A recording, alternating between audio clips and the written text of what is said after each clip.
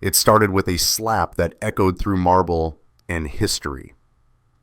A black woman, calm and professional, walked into a courthouse just to be told she didn't belong there, then struck by the very officer sworn to protect those doors.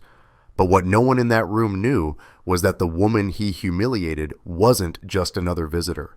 She was the incoming chief of police, about to expose a system that had protected men like him for decades. This isn't just a story about one slap. It's about what happens when power meets the wrong woman, and justice finally walks in wearing her own badge. Sometimes justice doesn't knock. It walks straight in, calm and steady, while the world underestimates her. That morning inside Bayview City's federal courthouse, no one knew they were about to witness the moment power tripped over its own arrogance. And it all began with 5 careless words spoken to the wrong woman. The courthouse smelled like burnt coffee and marble polish, the kind of sterile mix that told you power lived here. Monday morning sunlight sliced through the lobby's tall glass panels, glinting off metal detectors and the cold edges of authority. Imani Reed stepped through the revolving door, her navy suit neat, her heels steady, her visitor's pass clipped in plain sight. She wasn't new to rooms that tried to size her up, but today she felt the weight of eyes the moment she entered. "Wrong building, sweetheart." The voice came from the checkpoint. Officer Trevor Cade, square jaw, pressed uniform, and that smirk of a man who'd long confused his badge for a mirror. He leaned on the X-ray conveyor belt like it was his personal podium. "The benefits office is 2 blocks down. You'll find your crowd there." Imani blinked, just once, slow and measured. "I have business here." She lifted her laminated pass, bright against her skin, holding it steady between them. Cade's grin widened. "What business? Baby daddy back in county?" His voice rose so the others waiting in line could hear, so that laughter from one of the rookies could sneak in behind it. Imani's jaw tightened, but her tone stayed level. "I'm here for a court proceeding, officer." He stepped closer, close enough for her to see the nick on his jaw where his morning shave had gone wrong. The air between them turned thick. A deputy marshal across the hall half looked up, half decided it wasn't his problem.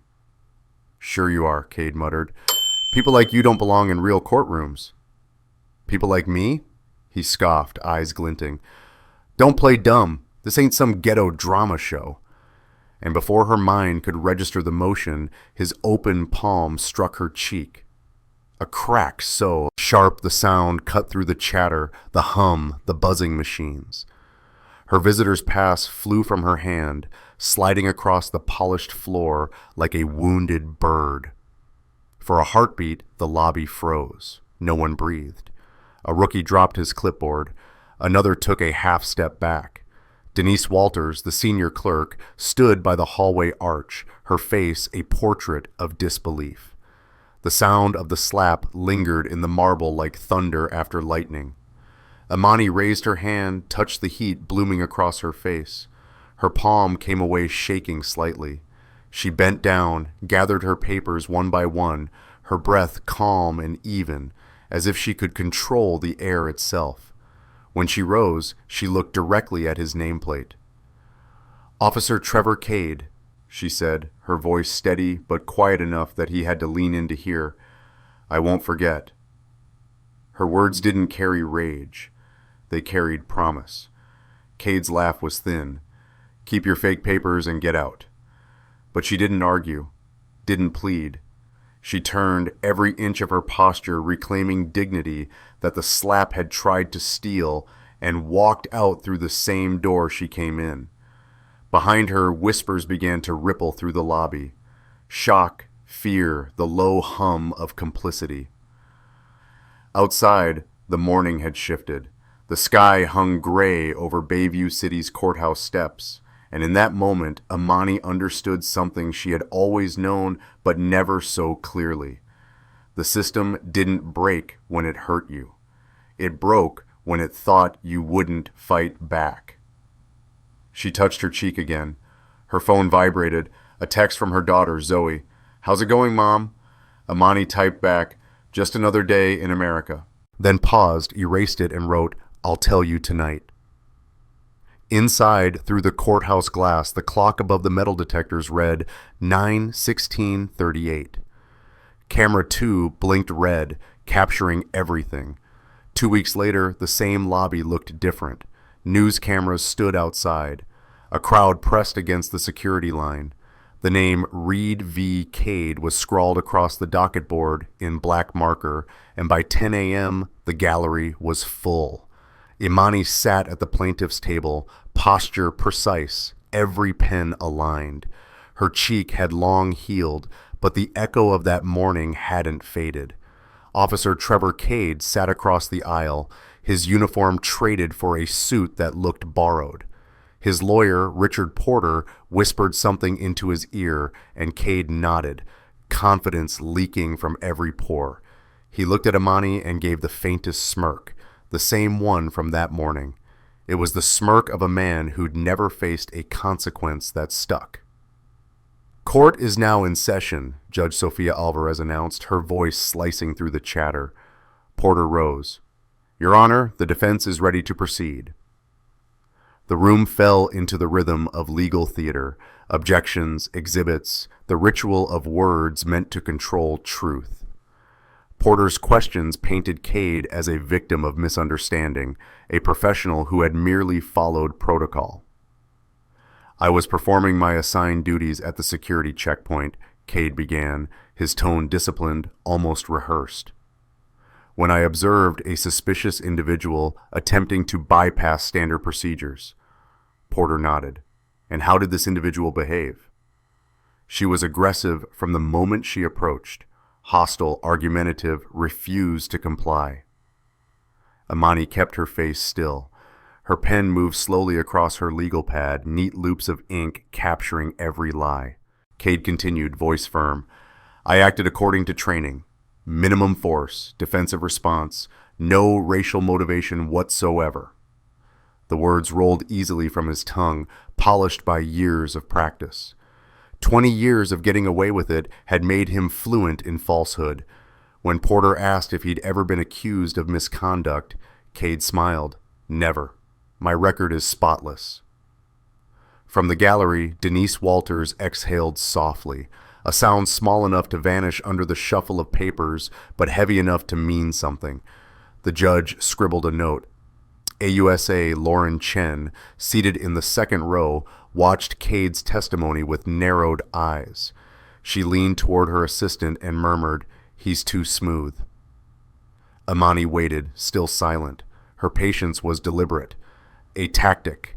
Cade's arrogance built itself higher with each sentence, and she let it rise brick by brick until it would collapse under its own weight. Porter finished with a practiced flourish. "Thank you, Officer Cade. No further questions." Judge Alvarez turned to Imani. "Ms. Reed, you may begin your cross-examination." Imani stood, the quiet rustle of fabric the only sound. Her navy suit caught the courtroom light like armor. "Officer Cade," she began softly, "when you first saw me that morning, did you ask for my identification?" Cade shifted. "You were holding papers that appeared irregular." "Did you ask for them?" "No, you were argumentative." Argumentative. Imani's lips twitched. "Did I raise my voice?" "Not exactly." "Did I threaten you?" "No." "Did I touch you before you touched me?" Porter rose. Objection, badgering the witness.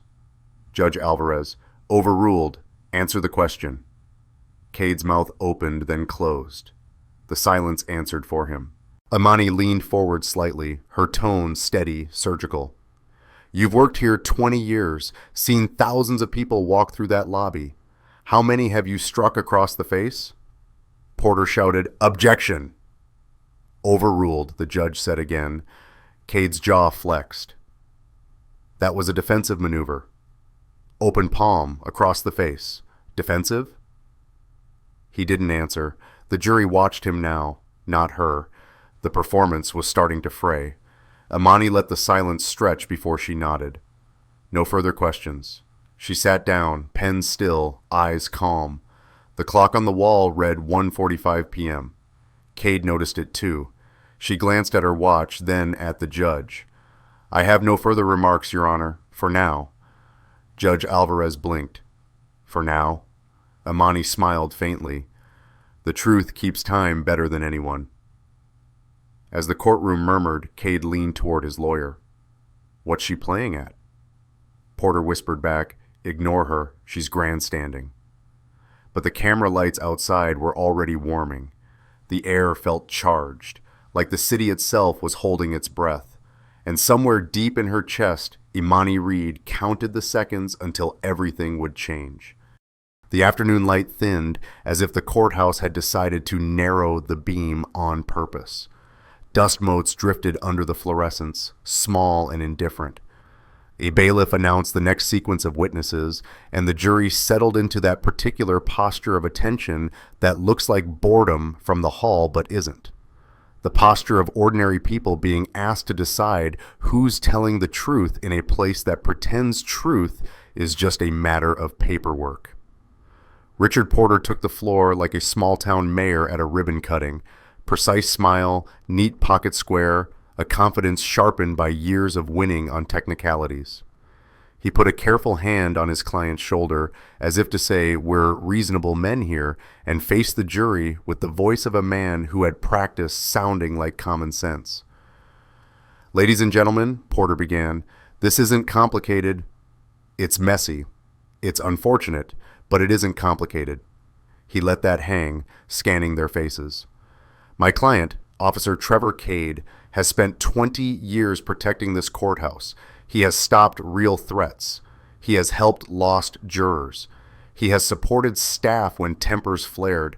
And on the day in question, he did his job." He let "did his job" sit like a gift on the table.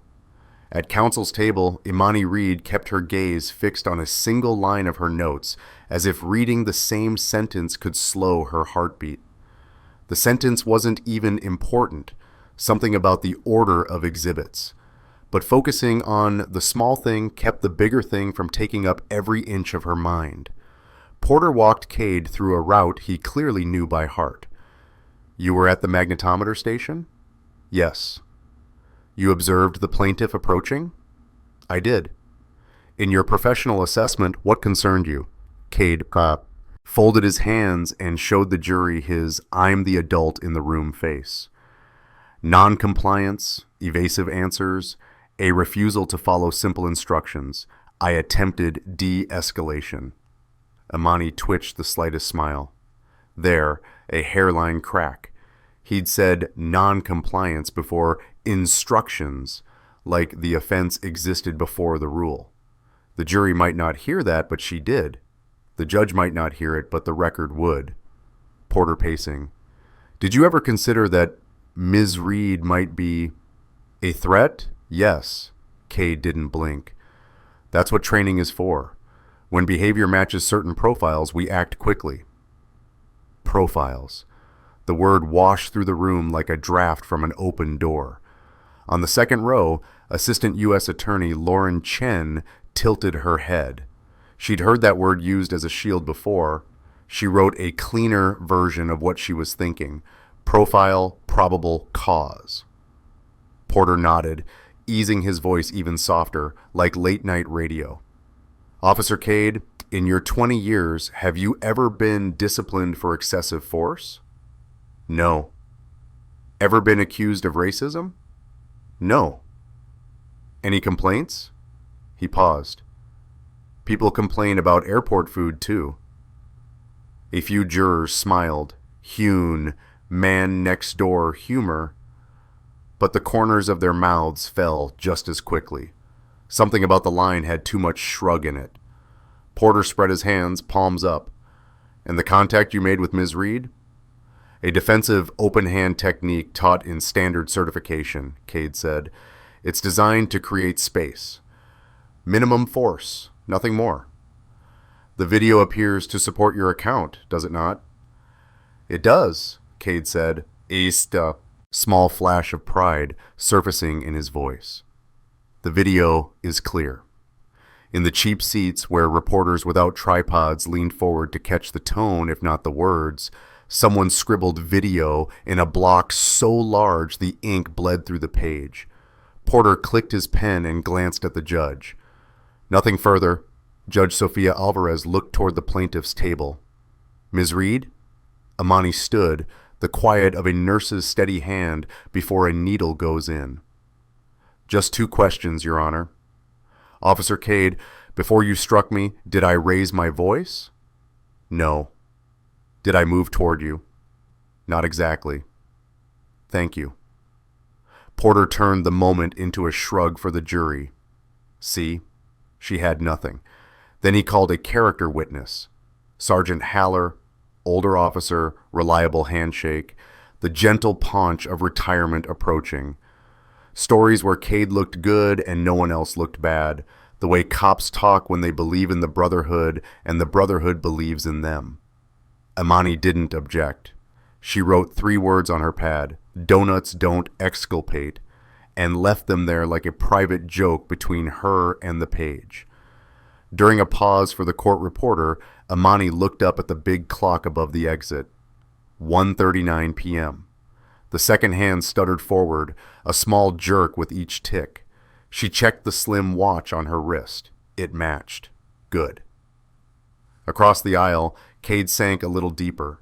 For a moment, his gaze slid past her and touched his own reflection in the courtroom's glass doors.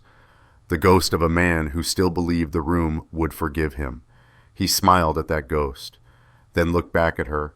She allowed herself one thought, quick and precise as a scalpel. He thinks cameras are decoration. AUSA Lauren Chen adjusted her chair and texted an assistant in the hallway. Confirm timestamp sync on lobby cams. Chain of custody affidavits ready? A bubble. AF signed. 4 angles. Time code intact. Metadata burned to read only. Chen's chest loosened a notch. Some afternoons in America, the truth needs every friend it can get. The judge called a short recess. Chairs scraped. The jury filed out like a patient animal led to water. Cade stood, stretching shoulders held ramrod straight for an hour. You're doing fine, Porter said. She's got nothing. All talk, Cade muttered. Porter's smile stayed, but his eyes thinned. Don't say that out loud. Down the hall, Imani washed her hands like rinsing chalk dust. The mirror threw her face back, a woman carrying a composure so practiced it almost looked natural. She typed to Zoe, holding steady. The second message she wanted, almost time, she kept to herself. Court resumed. The room felt a degree cooler, the trick of long days in windowless spaces. Your body forgets the sun while your brain keeps counting. Porter replayed the defense's edited body cam clip, a version the jury had already seen. He narrated as it ran, telling them what they were seeing while they were seeing it. Show and tell, but make the tell slightly louder. Note Ms. Reed stepping forward, he said. The video, tightly framed and beginning moments after the initial exchange, appeared to show Imani closer to the desk than she had been. The audio, suspiciously clean for a lobby, captured only Cade's polite phrases and a low murmur from the crowd. Note the officer's calm tone. Note the minimal force used to separate the parties. The clip ended. Porter clicked the remote with small ceremony, as if closing a door on an unpleasant but trivial scene. Imani kept her expression empty. Inside, she recognized the cut by the way the light jumped. You can always find the lie where the light changes for no reason. Judge Alvarez leaned toward the plaintiff's table. Anything before we break for the day, Ms. Reed? Imani stood, lips parted as if to speak, then closed them again. No, Your Honor. A murmur wandered across the benches. Porter's chin lifted a centimeter. Cade let out the breath he didn't know he'd been holding. Court adjourned until morning, but the city did not adjourn. Outside, the steps thrummed with the newsroom smell of deadlines and breathless takes. Ms. Reed, do you feel heard? Tomorrow, she said. Ask me tomorrow. At home, silence waited like a faithful dog. Frames aligned, a book left face down, a throw blanket square on the couch. In the hallway, a police academy photo too young for the wait, a Howard Law certificate with the gold seal catching light, a florid commendation folded behind glass. She'd hung them for Zoe. For herself, she kept the proofs in a drawer. She stood in Zoe's doorway and watched the girl breathe. 17, already seeing through people like glass. Her phone buzzed on the counter. Harold Price. "Chief," he said. "Not yet," she answered. "Almost." "You eating?" "Protein bar." "Your mother would haunt me if I didn't remind you to put real food in your body." A small laugh, the kind that belongs to families and old partners, not to headlines. "How's he playing?" "Like a man who never got told no by someone who could make it stick." "Then he's exactly the student you think he is." 9:18 p.m. She pictured the lobby again. The angle of camera 2. "Tomorrow the cameras speak," she said. "Cameras don't lie," Price began, then corrected himself with a tired wisdom. "They don't tell the whole truth either, but they remember." "Exactly," Amani said. "We'll let them remember out loud." She opened the drawer, a manila folder marked Cade T. Complaints. 15 points made a constellation. Same beginning, same end. Unfounded. Not sustained. Training refresher offered.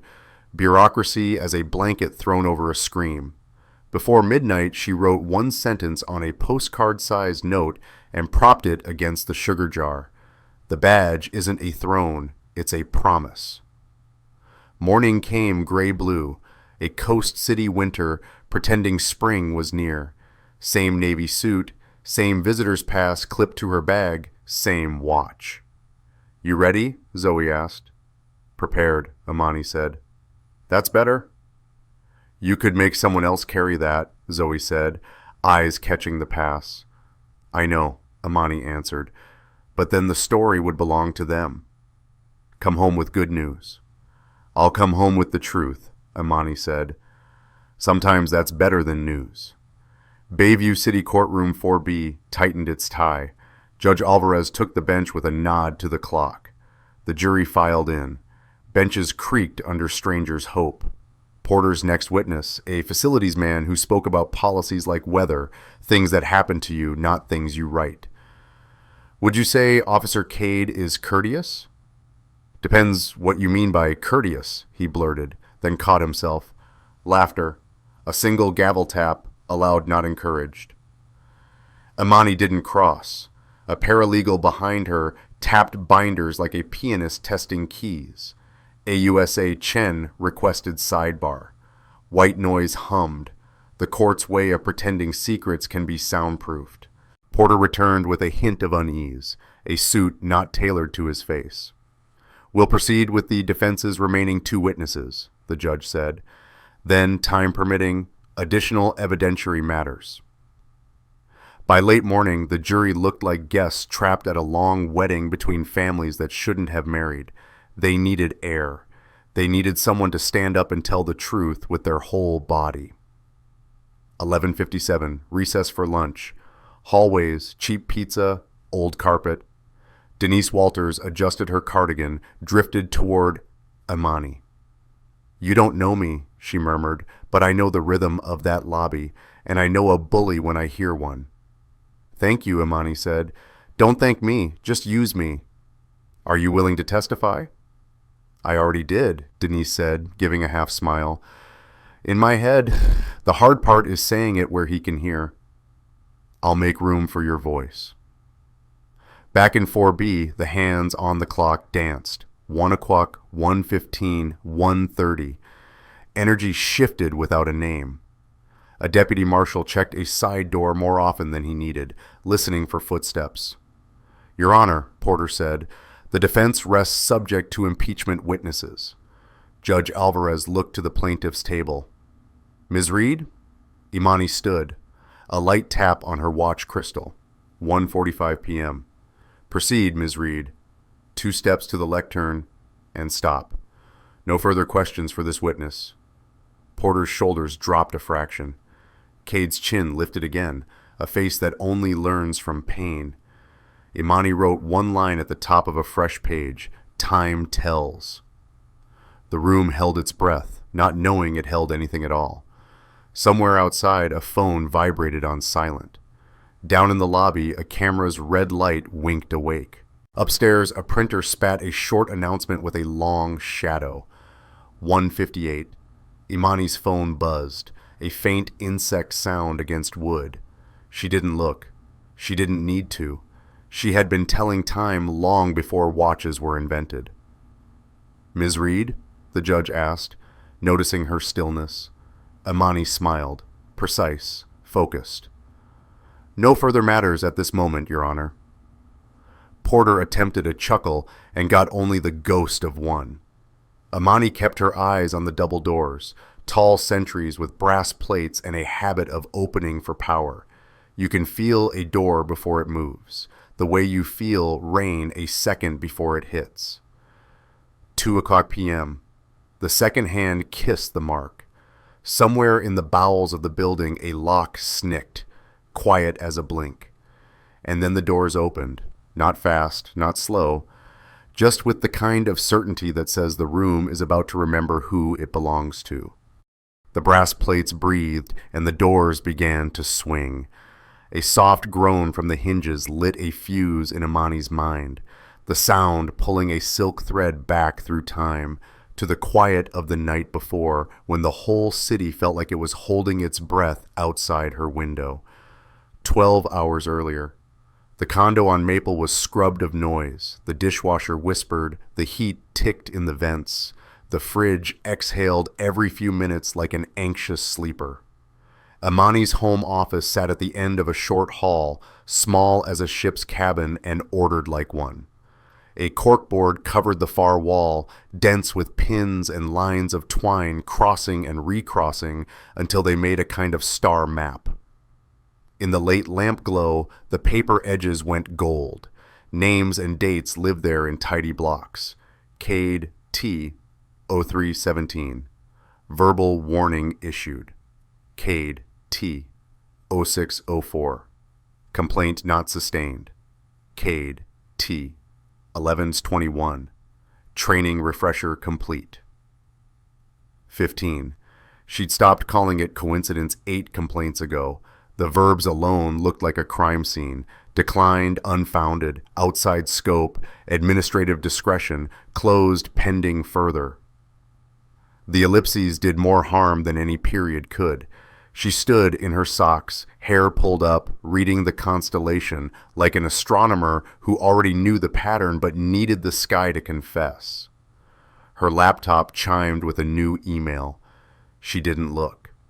She was listening to the room, to the kind of quiet a city gives you when it knows you're getting ready to do a thing that can't be undone. From the hallway, a sleepy voice. "Mom?" Zoe leaned on the doorframe, drowning in a gray hoodie, eyes soft with the weight of almost adulthood. "You're not sleeping." "I will," Imani said. "After." "After what?" "After the truth stops running." Zoe studied the twine. "This looks like a detective movie." "It is, but this one has a budget of printer ink and stubbornness. You should copyright that." "I'm thinking of making t-shirts." A streetlight threw a harsh rectangle across the board, like a highlight over the worst sentences. "How many times?" 15 on paper, Imani said. "More in the hallways, probably.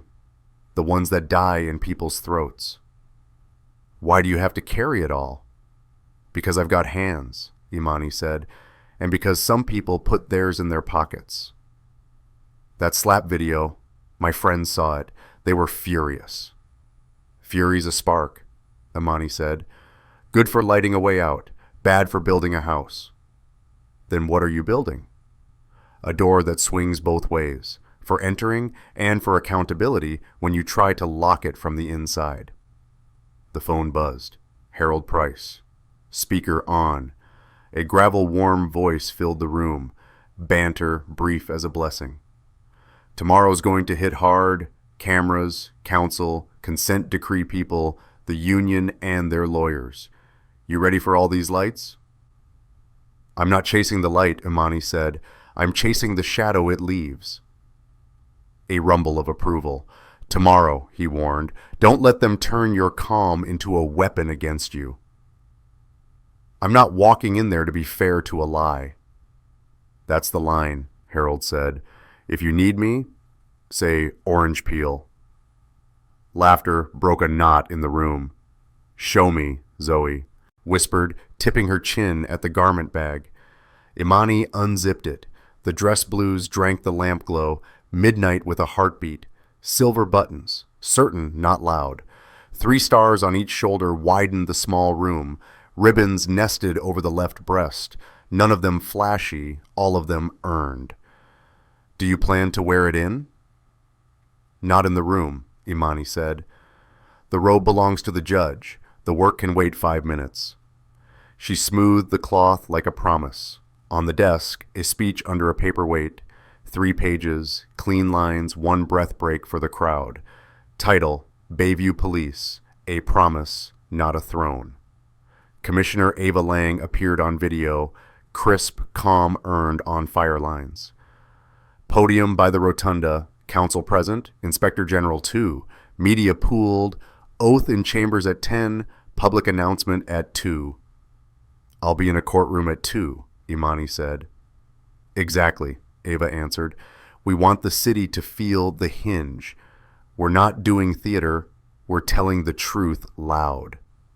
The union will scream conflict. They'll scream something, Ava said.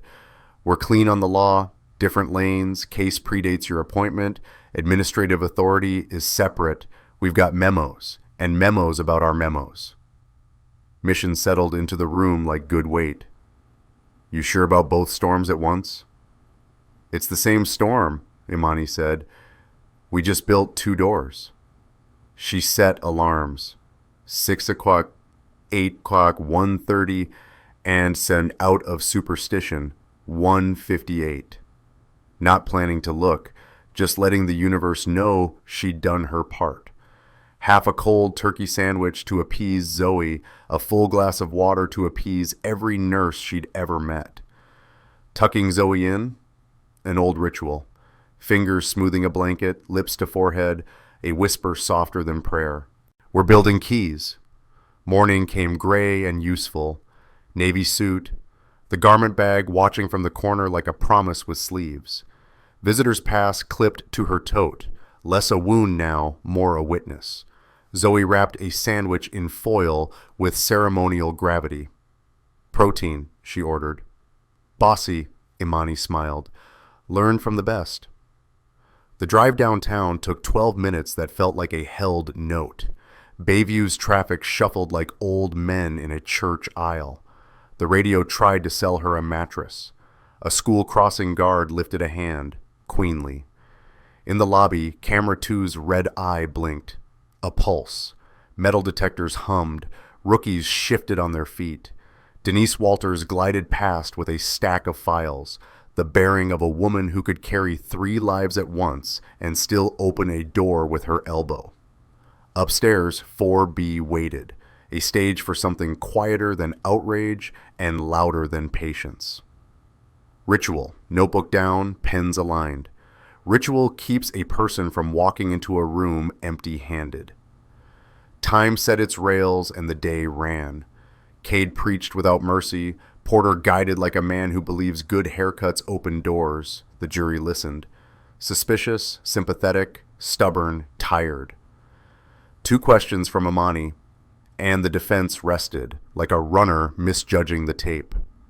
Back in the present, the doors finished their arc. The air in 4B shifted by a single degree. Heads lifted like animals feeling weather turn. First through, Commissioner Ava Lang, crisp suit, slim folder, tucked like a baton in a relay. 2 aides set to don't blink, a deputy whose posture only moved when moving mattered. A low current ran the benches, whispers, shoe scrapes, a collective "oh." Porter half turned, then turned back. Cade's Adam's apple bobbed. Time 300 miamis. The judge's hand paused over her pen, and Imani did nothing but breathe, on purpose. Everything from the board, every card, every pin, every tired bureaucratic verb, the dress blues, the speech under glass, Harold's rough laugh, Zoe's warm sandwich, alarms set like liturgy, all of it threaded itself through the needle's eye of this second. 2 o'clock p.m. arrived exactly on time. The doors were halfway through their sweep when the room remembered the hours that had brought them here. The small, relentless hours when proof stacked itself like bricks. If you pressed your ear to the moment, you could hear the morning rewinding, the dull thunk of cartwheels over a courtroom threshold, the faint squeal of a laptop hinge, the polite cough before a bomb goes off politely. It had started at 10:34 a.m. when the clerk called the case and the crowd leaned forward as one. Attorney Miles Harper stood like he did in the church choir, chin up, shoulders easy, a voice tuned for clarity over volume. He wasn't flashy. He didn't sell. He set things on the table and let the truth do its work. Your Honor, Harper said, with the court's permission, the plaintiff will move into the authentication of previously subpoenaed video materials and related records. Porter didn't hide his annoyance. We've seen the body cam already, he told the jury, like an understanding uncle. We all have busy days. Judge Alvarez lifted one eyebrow a millimeter. On her face, a siren. Mr. Harper? We intend to present 4 synchronized angles from the lobby's fixed cameras, along with the full, unedited body cam footage and accompanying metadata. Dr. Evan Park, our digital forensics expert, will testify regarding chain of custody and integrity. Alvarez nodded. Proceed. The bailiff dimmed the lights a notch. Screens woke along the side wall. The court reporter's fingers hovered like a pianist's before downbeat.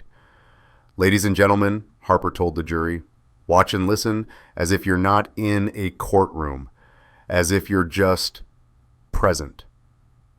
A click. 4 quadrants came alive. Level sound reduced. Camera 1, a wide shot of the magnetometer's X-ray belts like twin gray rivers.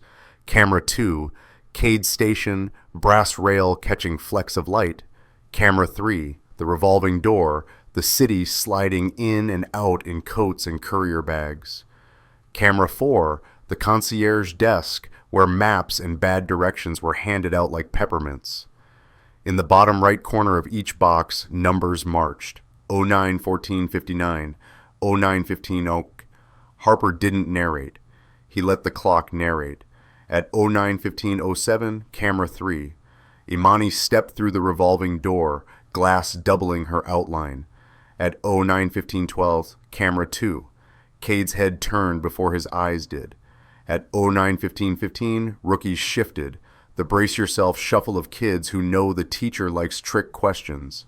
The lobby mics carried the voices clean, as if truth, when it chooses to speak, chooses a stage without static. Wrong building, sweetheart, Cade said. The benefits office is 2 blocks down. Imani, I have business here. Cade, what business? Baby daddy back in county? A sound ran through the gallery, too soft to be a groan, too loud to be a breath. Denise Walters squeezed her purse strap until the leather creaked. Camera 2. Cade stepping into Imani's space like he owned the deed to it. Camera 1. Rookies studying the floor for answers. Camera 4. A woman at the concierge desk closing her mouth as if swallowing a cry costs less than letting it out. I'm here for a court proceeding, Imani said. Sure you are, Cade said. People like you don't belong in real courtrooms. Then, what the defense clip never allowed the jury to hear, time 200, miss. Don't play dumb. This ain't some ghetto drama show. On every screen, Imani's hands were visible. At her sides, still, the slap ripped the air. Even after 1,000 hearings, a room recoils when it recognizes the shape of a hand turned wrong. Faces flickered through comprehension, shock, shame, calculation. Denise's chin tipped down, eyes tipped up, memorizing the lobby's geometry like a map for someone who would actually follow it. Harper let the moment sit until the second hand crossed into 09-16-40. Then he stopped the video. "Dr. Park," he said. Dr. Evan Park took the stand.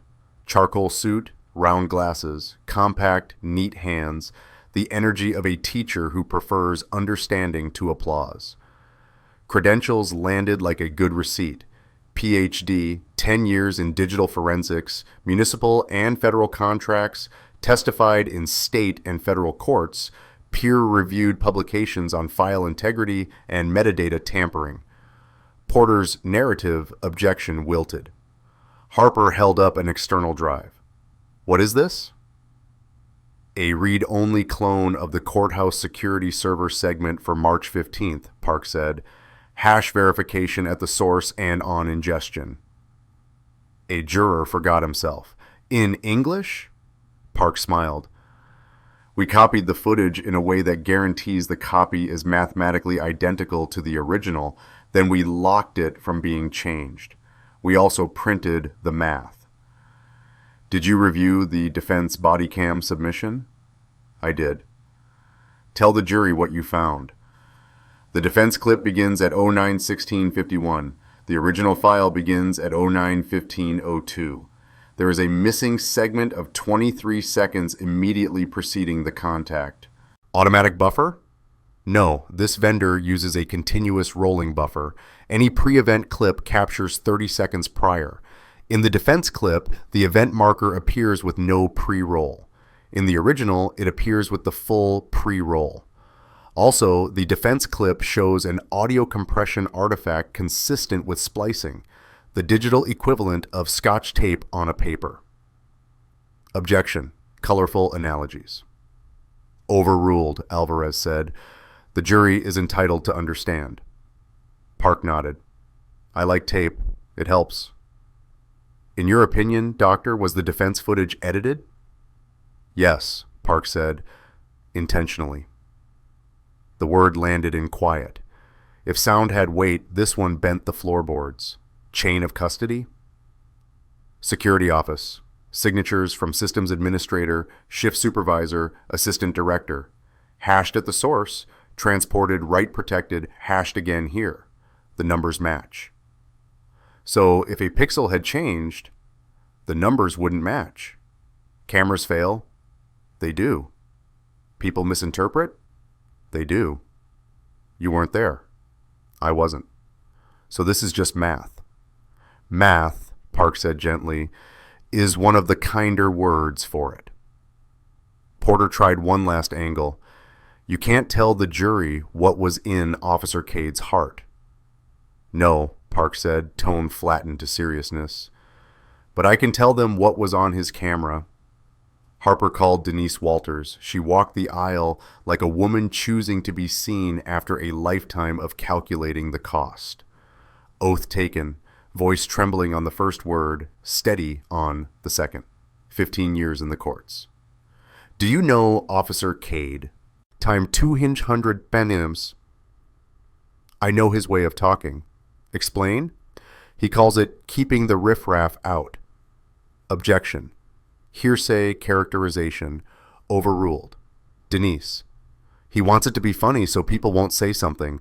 It means us, me, folks who don't look like the portraits in the hall."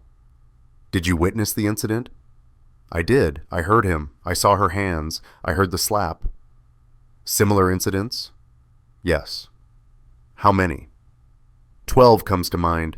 18 months. He makes up new rules, sends people down the street. He leans. He always leans. "And when people complain?" "Paper happens. Big words that mean small acts. Then nothing happens." "Thank you, Ms. Walters." "No," she said softly.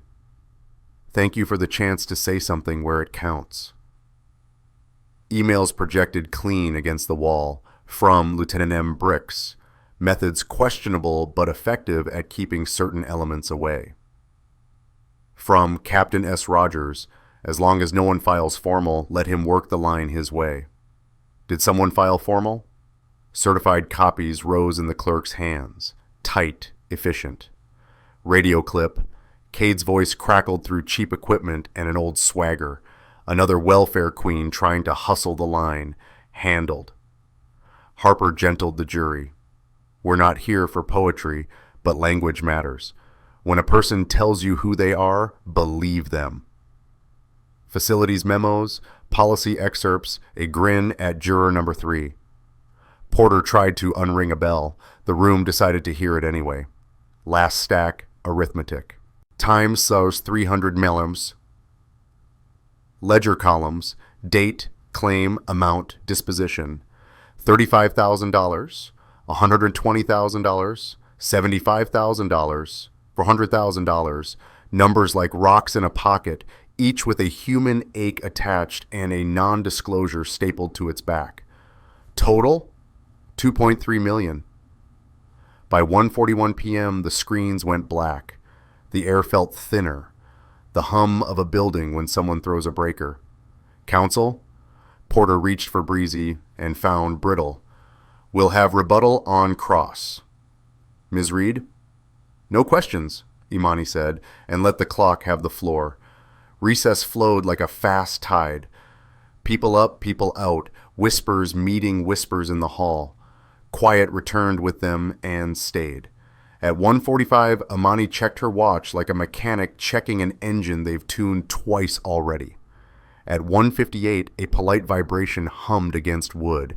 She didn't touch the phone. The message was already in her bones. Any further evidentiary matters? The judge asked. Harper rose. One brief housekeeping item, Your Honor. An arriving official whose presence may assist the court's understanding of the administrative context. Porter's chair protested as he stood. Outrageous, Your Honor. This is a civil proceeding, not a press conference. Alvarez pinned him with the look reserved for counsel who forget rooms have purposes. We will respect the lanes, Harper said, palms open. The judge weighed lanes and day, and the way truth sometimes needs a door opened at exactly the right minute. I'll allow it, she said, briefly. The bailiff nodded toward the back.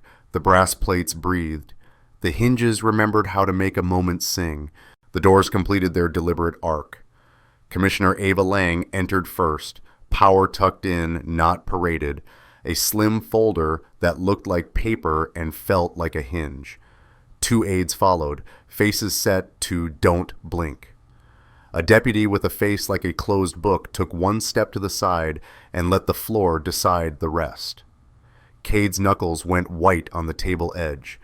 Porter whispered his name and got no response. A camera operator raised her lens 2 inches, then thought better of it. Not her room to shoot. Imani didn't stand. She didn't preen. She didn't look back. She sat very still and let the day arrive. Your Honor, Harper said softly, almost reverently, the commissioner. And the room understood. The math, the tape, the patterns, the ledger, not theater, but groundwork. Not scene, but scaffolding. Not performance, but prelude. On the wall, the clock's second hand slid past the mark. Small, sure, inevitable. 2:00 p.m. had come again, exactly on time, the way good clocks and good plans do, meeting in the middle to make the minute true. Commissioner Ava Lang didn't rush. She didn't need to. The room moved around her the way water parts for a boat that knows exactly where the dock is. She offered a respectful nod to Judge Alvarez, then to the jury, then positioned herself at the rail with the careful grace of someone who understood both show and substance, but had married herself to the latter. Your Honor, Ava said, voice steady, I apologize for the interruption. This concerns an administrative development that touches the court's understanding of current departmental authority. She lifted a slim folder. The seal on its front didn't gleam, it steadied. With the court's permission. Alvarez looked from the folder to the clock and then to Imani, as if measuring whether time was about to do what time sometimes refuses to do, behave. Proceed, Commissioner, briefly. Ava opened the folder. Effective this morning at 10:06 a.m., the Bayview City Police Department administered the oath of office to its new Chief of Police. She turned, pinning the room without pinning anyone in particular. Chief Imani Elise Reed. Murmurs rose, broke, and then tumbled back into hush. The sound a room makes when it realizes it has been reading the preface while the author was already halfway through the book.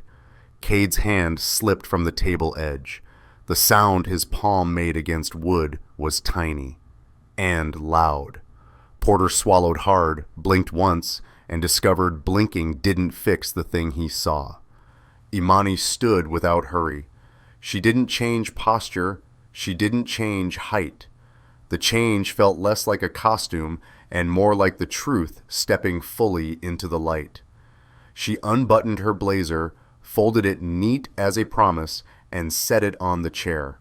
Underneath, dress blues, every line clean, every stitch honest, 3 stars alive on each shoulder, as if they remembered the work that earned them. The gallery inhaled as a single body. Judge Alvarez adjusted her glasses, then let a small smile tug at one corner. Respect, not performance. For the record, Chief Reed, please confirm your appointment. Yes, Your Honor. The microphone wasn't necessary.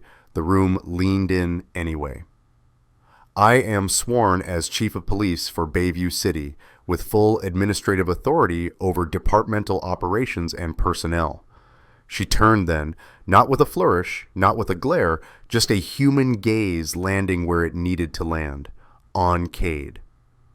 Officer Trevor Cade, she said, each syllable carefully neutral in a way neutrality sometimes fails to be. As of this moment, your conduct is under internal review consistent with policy and statute. Porter was on his feet, voice pitching up a half key. Your Honor, conflict of interest.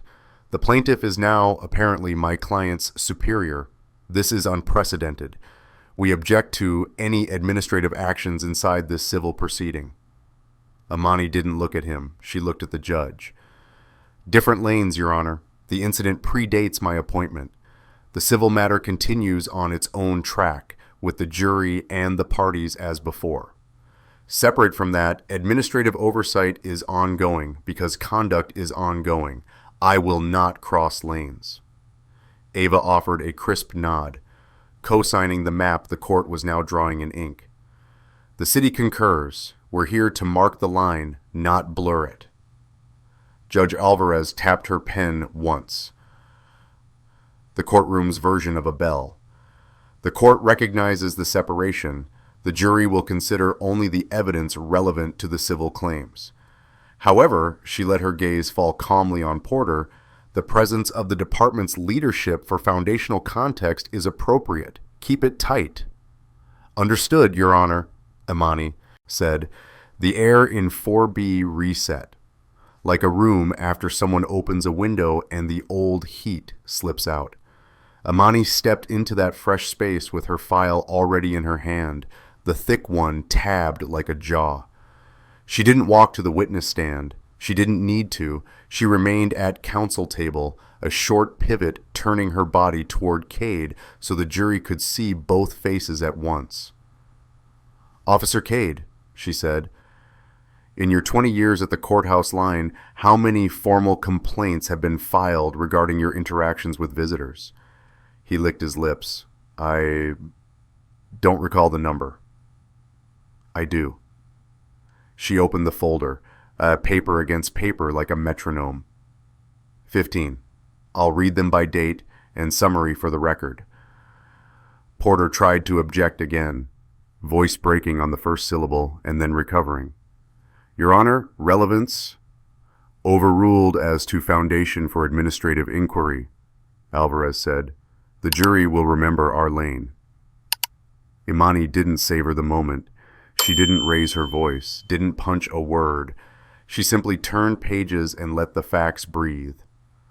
March 17th, Ms. Maria Gonzalez, Assistant U.S. Attorney, bar card called suspicious. Complaint, delay, humiliation, denial of access, disposition unfounded. July 9th, the Honorable James Mitchell, federal judge, questioned about his right to enter through the main entrance instead of side screening. Complaint, disparate treatment, disposition outside scope. October 22nd, Professor Angela Davis, witness, subjected to additional search after valid credentials. Complaint, invasive procedure without cause. Disposition, training, refresher. She paused. The silence did not rush to fill itself. Would you like me to continue, Officer Cade? He stared at the table as if it might open and swallow. Him. No. I will anyway, she said, not unkindly, and did. By the 15th complaint, the pattern had stopped being up for debate. It simply was. She flipped to a tab, Supervisory Communications, and slid copies of emails to the clerk to mark for administrative review. The jury saw the headers, the names, they'd seen enough. From Lieutenant Bricks. Cade's methods are questionable, but effective at keeping certain elements out. Sometimes you gotta bend the rules to keep order. From Captain Rogers, as long as no one files formal, let him work the line his way. Docket is slammed. She glanced at the bench. People did file formal. They were docketed. They were slammed shut. A nod to Harper, a small clip. Court's ears only, volume low, but content loud. Cade's voice, distorted. Another welfare queen trying to hustle the line. Handled. Judge Alvarez. The jury will not hear more audio unless properly admitted within the civil lane. But faces had already changed. Skepticism replaced with memory. Officer Cade, Amani said, arms resting lightly on the folder like a lectern built from receipts. Name one white visitor you flagged for suspicious access in the last 5 years. His mouth shaped a word and then abandoned it. The silence pressed down not to crush, only to clarify. That's the thing about patterns, Amani said quietly. You don't have to intend to draw them for everyone to see the picture. Porter forced professionalism uphill. We maintain our objection to this entire line. It's noted, Alvarez said evenly. The lanes stand. Amani closed the file. When she spoke, her voice took on an administrative cadence, braided with courtroom civility. Effective immediately, Officer Trevor Cade, you are placed on suspension without pay pending completion of an internal affairs investigation into alleged discriminatory conduct and potential evidence tampering. You will turn in your badge and service weapon to the duty sergeant before leaving this building. The sentence landed not like a hammer, but like gravity's verdict. You can't do that, Cade whispered, to the floor, not to the authority. Amani didn't answer the floor. You trained rookies on your line, she said, gentler than the room expected. You showed them your shortcuts. We'll unteach that. We'll unlearn it at the institutional level where it lives. Ava stepped forward a half pace, enough to be felt, not enough to steal the light. The department has initiated comprehensive review of all lobby practices, including randomized audits, third-party body cam storage, dual alerts to internal affairs and the inspector general on any footage edits, and a public-facing dashboard that translates policy into plain language. We will not hide reality under acronyms. Porter tried one last angle. Your Honor, surely the timing here is prejudicial. Judge Alvarez held his gaze. The only thing prejudicial in my courtroom is prejudice. The jury knows its job. The court knows its limits. The department knows its authority. Sit down, Mr. Porter. Amani turned back to Cade, not weaponizing rank, letting it situate itself like a chair you can sit in without falling. You said earlier you were doing your job, she told him. Your job is equal protection, not vibes, not profiles, not humiliation as policy. When you struck me, you didn't just break decorum, you broke trust that was never yours to keep. and then you cut the tape to make it look like the truth didn't know what it heard. Cade's jaw trembled. I thought I could read people. You can, Imani said. You just only read some of us as human. A deputy marshal stepped close, a silhouette at the edge of vision. The jury sat so still, some forgot to blink. The court reporter watched her own hands, marveling at what fingers and training can do. Imani nodded once, done enough to move to the next thing. She faced the bench. Your Honor, the administrative notice is complete. We return to the civil lane. Thank you, Chief, Alvarez said, the title sounding like a fact finally catching up to itself. A small, reverent sweep moved the gallery. Ava retreated a pace, eyes on the docket like a conductor checking the next movement. Porter whispered furiously to Cade. Cade nodded without comprehension, the way people nod when the noise around them is just a rope pulling them to shore. Imani slid her blazer back on. The stars didn't disappear. They rested under navy wool, unchanged by whether eyes could see them. She took her seat, smoothed the page, and wrote in neat block print, 3 lanes, same road. She underlined it twice. Judge Alvarez turned to the jury, calm inviting calm. We will proceed to closing soon. You are to consider only the properly admitted evidence in reaching your verdict on the civil claims. Administrative matters you've observed are not your task. Your task is narrower and no less important. A juror with a math teacher's haircut lifted her chin. Another, a postal clerk, set his hands flat on his knees. The youngest looked unexpectedly older. Porter rose for housekeeping and found there was nothing left worth keeping that hadn't already been kept. Imani felt her phone buzz again. 2 short taps she didn't need to check. Somewhere in the rotunda, a small podium waited. Somewhere outside, microphones were clipped and cables taped down by a young tech who believed in clean lines and clean sound. But in here, only one thing mattered: say the same truth in the civil voice she had just said in the administrative one, then trust 12 strangers to write it down where it counts. She glanced toward the back where Denise sat, hands loose now, chin lifted higher. A nod passed between them, thin as fishing line and twice as strong. Counsel, Judge Alvarez said, will take a short recess before closings. The gavel touched wood with the gentleness of a hand on a shoulder. All rise, the bailiff intoned. As the jury filed out, Imani's eyes tracked the second hand sliding toward 205. 5 minutes can change a city, if you've done your homework. Porter brushed past, paused without meaning to, eyes flicking to the blazer-hiding stars he couldn't unsee. You planned this, he whispered, an accusation that landed like admission. I prepared, she answered. That's different. You're going to ruin a man's life. He spent 20 years shrinking other people's lives to fit his comfort, she said. I'm just returning everything to its original size. Ava approached, voice lowered to a private band. Rotunda's ready on your mark. 2 minutes or 20. Your call. 10, Imani said. Let the jury breathe. Let the room remember its job. Keep the line you wrote, Ava added. Promise, not thrown. People will hear it. I wrote it for the badge, Imani said. Not the cameras. Same ears today, Ava replied, slipping back toward the door. Imani sat alone for a breath.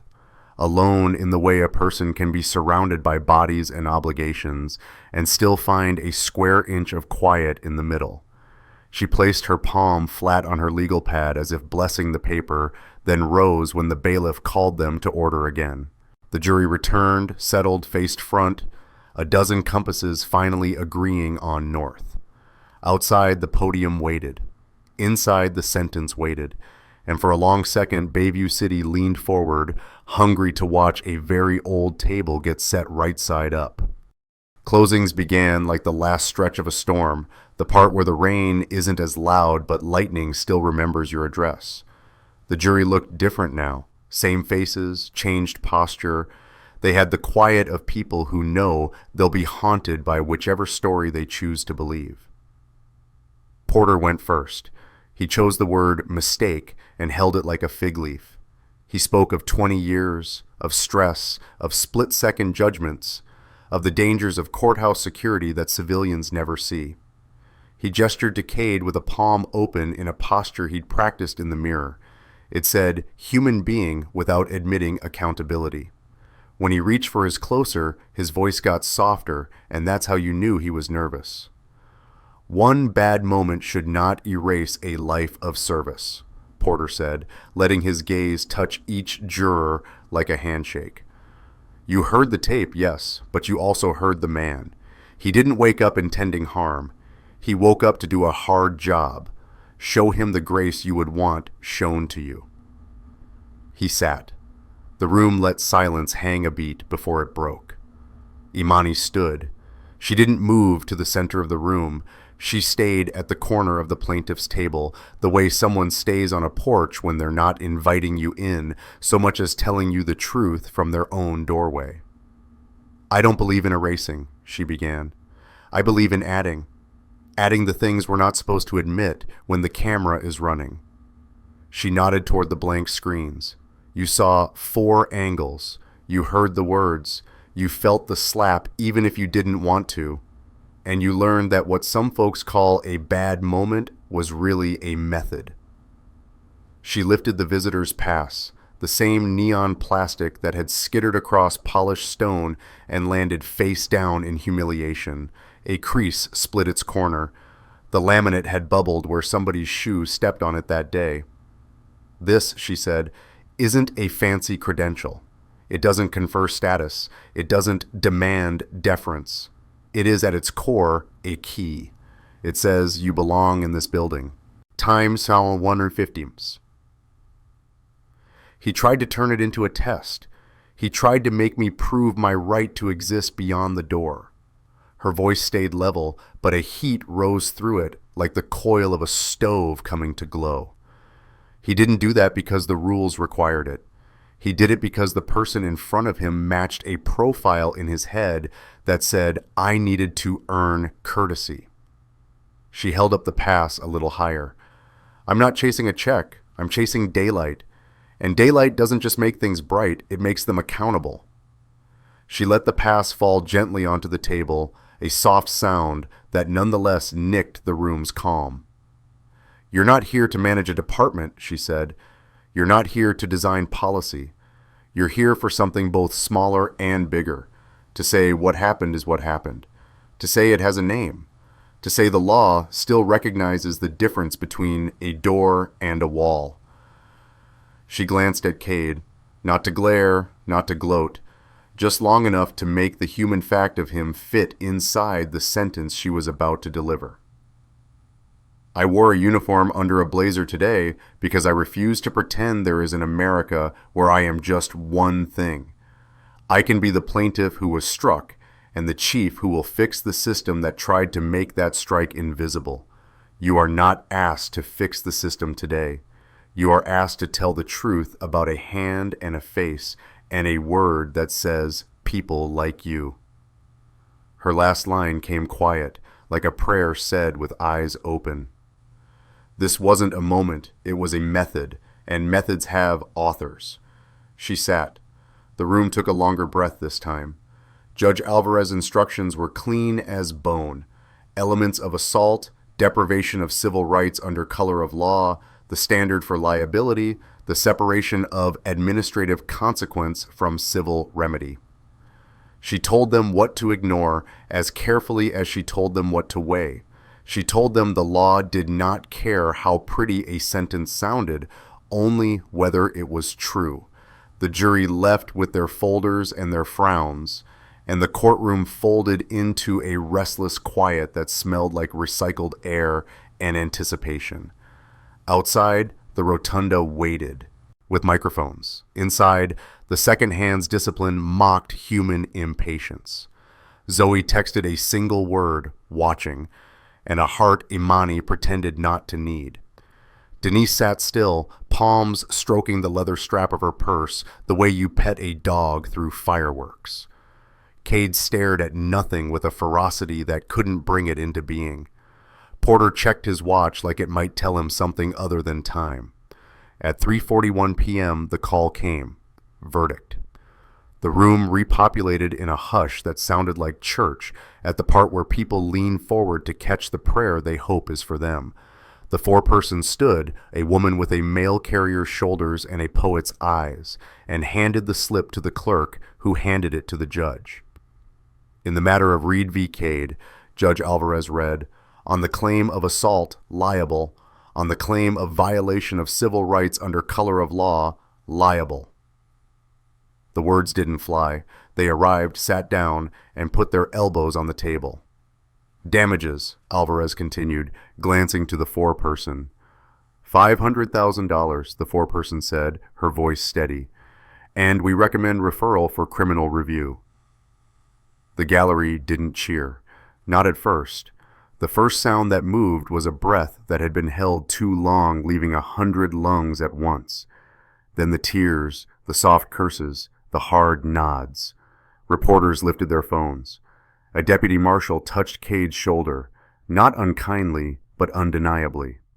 Porter sat very still and stared hard at the grain of the table, like it might offer him a trap door. Imani stood, the pass between her fingers again, as if it had been waiting for this exact temperature of air. "Your Honor," she said, and everyone turned to listen because the way she said "Your Honor" contained both gratitude and insistence. "I respectfully decline the monetary award for myself. I request the court direct those funds to a civilian oversight board with real teeth, an officer bias training program run by independent educators, and a legal access clinic for people who need help getting through the courthouse door without having to apologize for walking." A murmur ran soft and astonished. Judge Alvarez's mouth quirked in a way that belonged to them alone. "So ordered," she said. "The court will also transmit the record to the U.S. Attorney's Office for consideration of charges." The marshal's hand on Cade's shoulder became instruction. He stood, shaky, but trying to find the dignity he'd never offered others. His tie looked suddenly foolish against the day. As they led him into the side corridor, he glanced back, not at Imani, but at the doors, as if they might do him one last favor. They didn't. Outside, the rotunda filled in a rush. Microphones bloomed from stands. Cameras red-eyed and expectant took their mark. Commissioner Lang stepped up first, brief, formal. "Today's verdict confirms what the evidence showed. Harm was done under color of authority. The department is committed to reforms that protect the public and the honest officers who serve it." She stepped aside. Imani moved forward, not to bask, not to dodge, just to stand where the city could see itself reflected clean. "This isn't a victory lap," she said, looking past the cameras to the people behind them. "It's a blueprint. The badge is not a throne. It's a promise. And a promise is only good if you can measure it." She ticked off specifics because that's what promises eat for breakfast. "Beginning this week, third-party cloud storage for all body cam footage, dual tamper alerts to Internal Affairs and the Inspector General on any attempt to edit or delete, randomized lobby camera audits with civilian observers, a public dashboard in plain language so you don't need a law degree to see how we're doing, a gatekeeping code of conduct at every public counter that starts with access is presumed, and mandatory bystander intervention training for both sworn and civilian staff. When we say serve and protect, we mean everyone." A reporter lifted her voice over the murmur. "Chief Reed, is this personal vindication?" Imani shook her head. "I didn't come here to feel better. I came here to make the department better. This is institutional accountability, not a revenge story." She softened just a shade. "Time 150s. But I will say this. Some of you watched a video and thought, that could have been my mother, my sister, my friend. The reforms are for them and for the officers who never wanted to be someone else's excuse." Another reporter, To those who say today sends a chilling message to officers doing a hard job, she held the gaze. The only people chilled by accountability are people who plan to avoid it. The rest of us call it clarity. They moved to the steps. The winter light draped the building in a cold gold that made everything look older and more dignified. Imani gave a final line, the one that had sat on her kitchen counter against a sugar jar like a dare. We are done measuring courage by who can get away with the most. We will measure it by who protects the most with the least harm. That night, back on Maple, Zoe wrapped herself in a blanket and pressed her shoulder to her mother's, their silhouettes reflected in the dark window like two women watching a city catch its breath.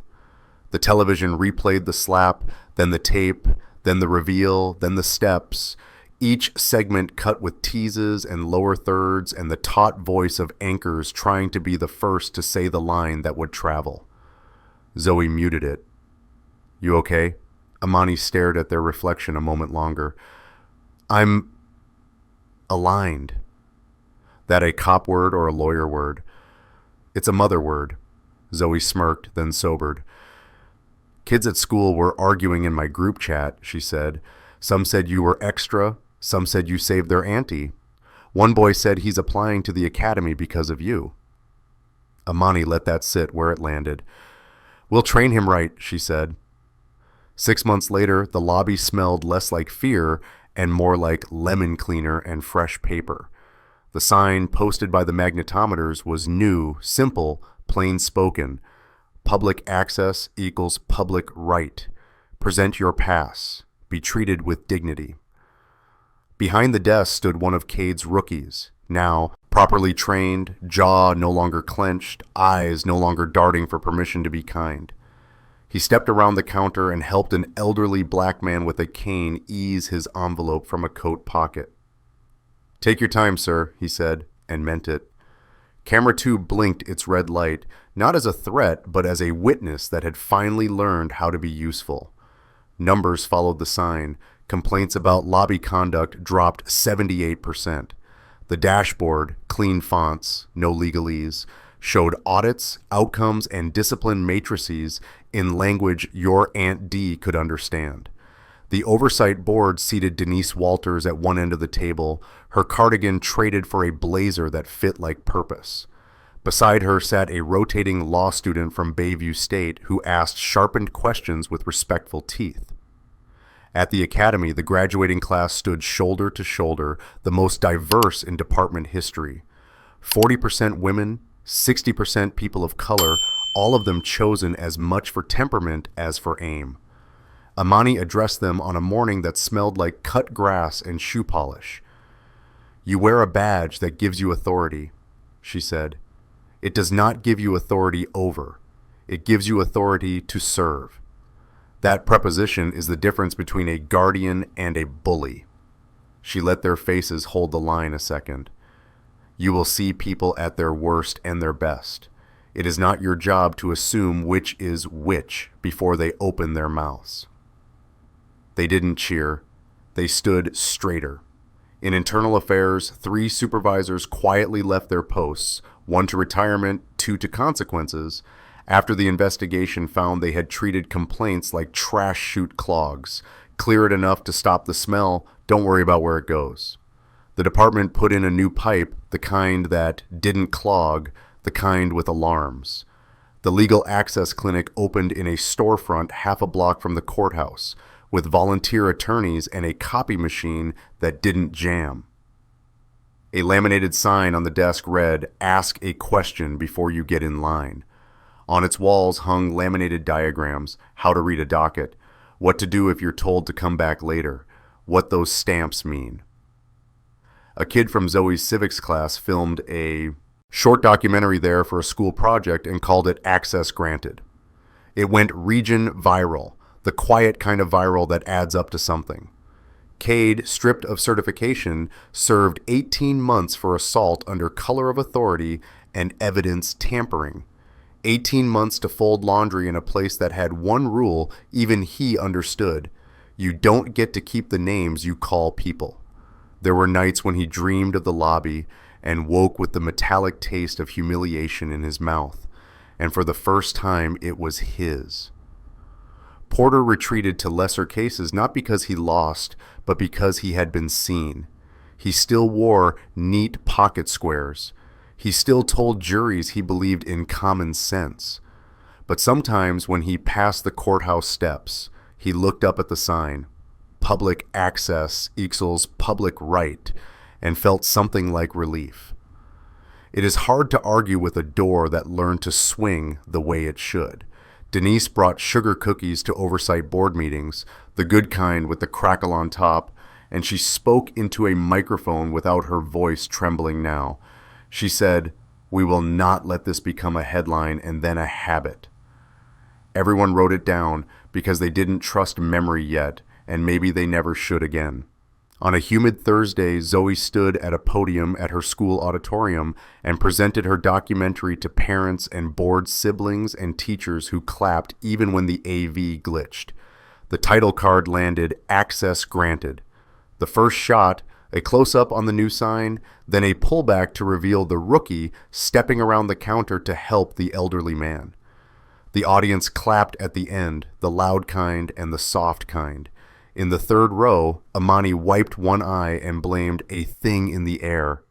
And when Zoe joined her in the aisle afterward, they hugged with the bone-deep knowledge that some stories don't end. They just stop needing to shout. At a national conference on police reform that summer, Imani took the stage to a standing ovation she tried to wave away and then surrendered to because refusing a community's gratitude is its own kind of arrogance. She didn't bring the uniform. She brought a stack of index cards with numbers and verbs and the names of people who had shown up when showing up was expensive. "Change isn't a miracle," she told them. "It's a receipt. It lists who paid and for what. It has dates. It has amounts. It has a line at the bottom where you sign and say, 'Yes, this is what we did. This is what it cost. This is how we will know if it's stuck.'" She let the room breathe with her, then gave them the sentence that had become a promise she found on a sugar jar at 2 a.m. "Justice isn't just punishment," she said. "Justice is progress. The work is to make the next person's path so clear they won't need a camera to prove they belong." They stood for 5 minutes, not because the line was neat, but because the story had ripened into something they could taste.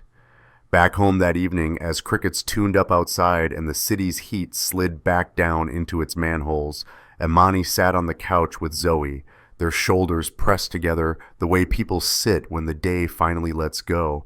The visitor's pass, creased, bubbled, now framed behind glass, hung in the hallway between the police academy photo and the Howard certificate.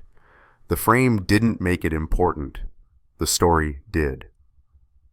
"Think anyone will ever stop you at that lobby again?" Zoe asked, half teasing, half daring the world. "I hope they stop me," Imani said, surprising them both. "Because the right stop sounds like, 'Good morning, Chief, welcome in.' And the right stop isn't just for me." They sat another minute. The apartment hummed its familiar notes. Then Zoe grinned sideways.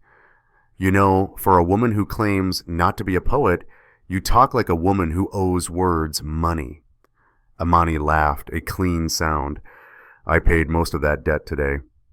Down at the courthouse, under the new sign, the rookie propped open the heavy door for a woman with a stroller and 2 manila envelopes clutched to her chest. And he said the thing he'd been trained to say, but also the thing he'd decided to mean. "Welcome in," he told her. "You're right where you're supposed to be." Inside, camera 2 watched, not the way a suspicious eye watches, but the way a witness chooses to remember. Outside, the city exhaled and took another step forward. Not a leap, not a march, just a step that looked small until you counted how many people took it with you. Sometimes justice doesn't roar, it whispers and still changes everything. What began as humiliation ended as a blueprint for reform, written by a woman who refused to stay silent. If this story moved you, share it with someone who still believes change is impossible.